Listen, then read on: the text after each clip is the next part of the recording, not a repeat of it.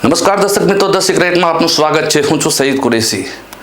પાઇપમાં ભ્રષ્ટાચાર નીતિ કઈ ખૂણે છે? પાલનપુર નગરપાલિકાના બેચરપુરા વિસ્તારમાં પીવાના પાણીની પાઇપલાઇનમાં પ્રોજેક્ટમાં થયેલી ગેરરીતિએ ફરી એકવાર તંત્રની અનૈતિકતા પર સવાલ ઊભો કર્યો છે। ટેન્ડર મુજબ રૂપિયા 1100ની ISI ગુણવત્તાવાળી પાઇપો મૂકવાની શરત હોવા છતાં માત્ર રૂપિયા 510ની હલકી પાઇપો મુકાઈ। ત્યારબાદ વિવાદ ઊભો થતાં પાઇપો બદલી દેવામાં આવી। સ્પષ્ટ કરે છે કે તંત્ર ગુનેગાર છે। આ આખી ઘટના માત્ર ટેકનિકલ ભૂલ નહીં, પણ ખુલ્લેઆમ ભ્રષ્ટાચાર અને નાગરિકોની આરોગ્ય સાથે થયેલો રમત છે।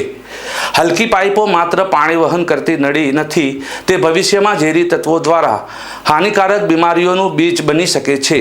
ત્યારે જવાબદારો સામે કડક પગલાં લેવાને બદલે મામલો દબાવી દેવામાં આવે તો તે નાગરિકોની અવગણના કહેવાય। વિચાર કરવા જેવી વાત એ છે કે આવા કોન્ટ્રાક્ટરને આટલો સહારો કોણ આપે છે? પાલિકા તંત્રમાં કેટલા બેઠેલા જવાબદાર લોકો કે જેઓની નમ્રતા રાજકીય આશીર્વાદ છુપાયેલો હોય છે? નગરજનો માટે પ્રશ્ન એવો છે કે શું આવા મામલાઓ ફક્ત પાઇપ બદલવા પૂરતા જ ઉકેલી શકાય, કે પછી ભવિષ્યમાં આવી ગેરરીતિ ન બને તે માટે દોષીઓને કાયદેસર સજા મળે? જ્યાં સુધી દરેક કૌભાંડીને દંડ ના મળે ત્યાં સુધી પાઇપલાઇન નહીં, પરિબળોની લાઇન જ દુર્ભદ્ર મિત્ર રહેશે।